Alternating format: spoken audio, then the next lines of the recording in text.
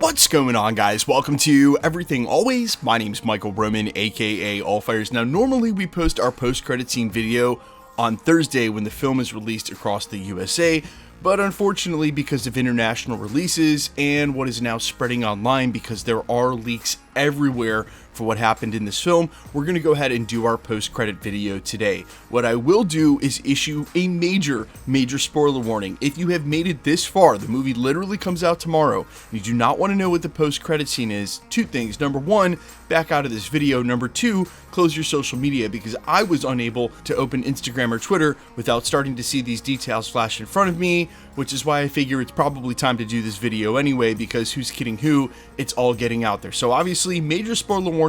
If you don't want to know the post-credit scene for Deadpool and Wolverine, now would be the time to back out. We ain't mad at you. If you want to go into the unknown, not know, and go see it, come back and see us tomorrow. We'll still be here. In the meantime, let's get into the post-credit scene for Deadpool and Wolverine and explain the context of the scene, as it definitely ties to a major cameo appearance that happens earlier in the film. We're going to break it all down, but first, quick reminder, we're doing our next PlayStation giveaway on Friday. All you got to do, be a sub, leave a comment, so make sure to hit that sub button and drop a comment down below. Also, my band Allfires is playing our very first show in Atlanta, Georgia on September 1st. So if you live in the area or you plan on being in town for one of the million things going on that weekend like Dragon Con, tickets are cheap, only $15 but limited. So we would love to see you guys at the show. I'll leave a link down in the description and in the comments. And if you do come by, make sure to stick around after the set and say hi. I'll definitely be hanging out. Okay, so in order to explain the post-credit scene, I've got to explain some other scenes that are in the film. Again, last minute spoiler warning. If you don't want to know, back out. But when Deadpool and Wolverine first get sent to the Void, which is where they fight, we've seen that fight several times in the trailer, they're approached by a character that's draped in shadow in red, white, and blue. You can sort of tell it's Chris Evans. He steps forward, the joke and gag obviously being you think it's going to be Chris Evans, Steve Rogers,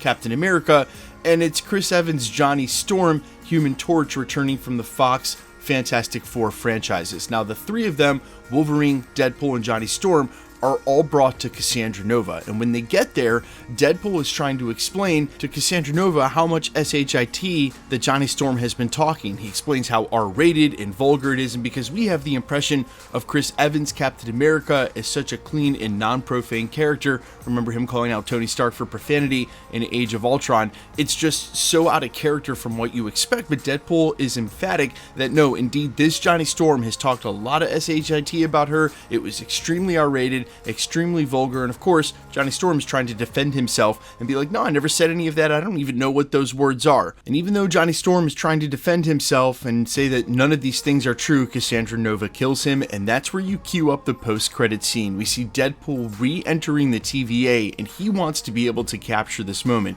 It then cues in on Deadpool and Wolverine in that exact same scene, tied up in the metal sphere alongside Johnny Storm.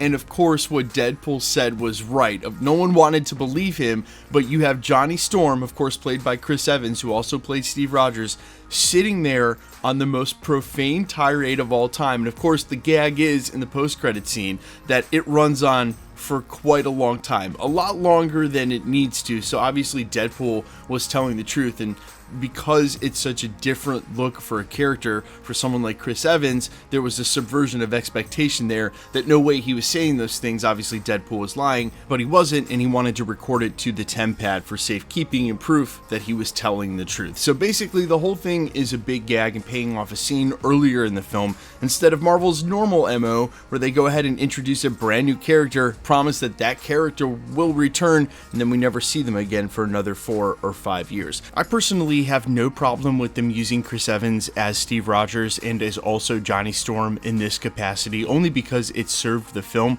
for what the film was going to be. I do not think that this will become the norm in the MCU. I just think it was a crazy one-off they knew they could get away with without many consequences, and again would really subvert the expectations, because we see Chris Evans, we think Steve Rogers, we think pure. Instead it was a version of Johnny Storm that was absolutely nuts. And that's super off-brand for Marvel, but definitely 100% on brand for Deadpool and Wolverine. Speaking of which, and to my audience who definitely watch a majority of my videos every day, most of you guys know what you're in for, and so I had no real ethical qualms about making this video. Like I said, I normally wait until the Thursday when the movie drops, but it's basically already everywhere on the internet. I'm not just going to pretend like it's not. But when it comes to the sort of cameos and the spoilers of it all, and especially now for Marvel movies, this is no different than anything else we've been dealing with and for quite some time. I mean, I know it was a long time ago, but even past Spider-Man No Way Home, if you guys remember, there was a cam for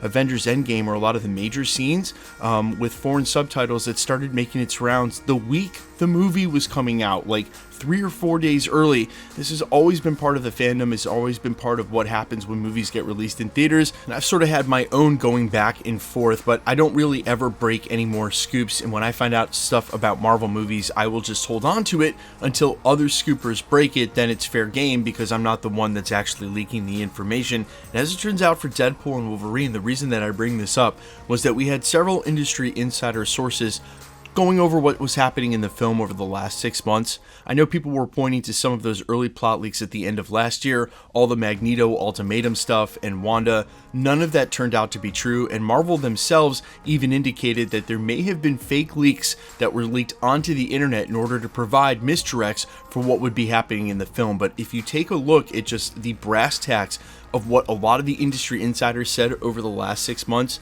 as it pertains to this, the post-credit scene, but other major plot details, they were actually pretty accurate. They got a lot of it right, a lot more right than they got wrong, which has been about the case for a lot of these industry insiders for the last 2 or 3 years. Their track records just continually prove themselves, and that's why we are more and more comfortable here at the channel re-reporting on them. But you guys let me know all your thoughts down below. Does this post-credit scene shock you, especially knowing that at some point they were going for a cameo from Robert Downey Jr., and we knew when all of the industry insiders didn't want to spoil this, that it had to be one of like 2 or 3 names, Tobey Maguire or Andrew Garfield, Chris Evans or Tony Stark. There's only so many cameos that would leave the industry insiders speechless.